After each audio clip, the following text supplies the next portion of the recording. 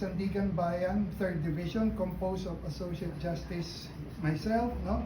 Associate Justice Ronald B. Moreno, and Associate Justice Fritz Brian Anthony M. De Los Santos, issued today, July 6, 2026, warrants of arrest and hold departure order in criminal case E-SB-26-CRM-0018 for plunder against Senator Rodante Dizon Marcoleta, Michael Tan Defensor, Joseph Varias Espiritu, and Aristotel Baluyot Viray. The issuance of the warrant of arrest signifies only that after evaluating the records, the court found probable cause to believe that the accused committed the offense charged.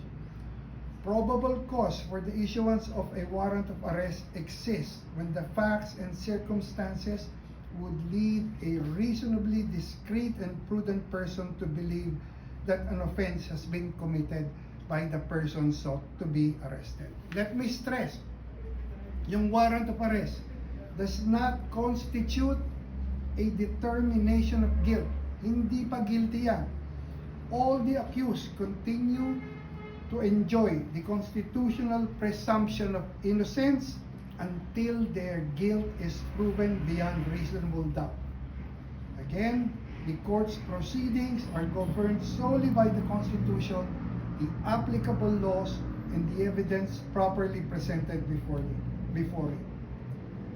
The court would want to remind the counsel who have appeared for the accused, and even Senator Rodante Marcoleta, who himself is a lawyer, that as officers of the court, they are duty-bound, together with the prosecutors, to uphold the integrity and administration of justice, to ensure compliance with lawful orders of the court, to conduct themselves and all persons acting under their direction with fairness, order, dignity, and full respect for the rule of law and the courts.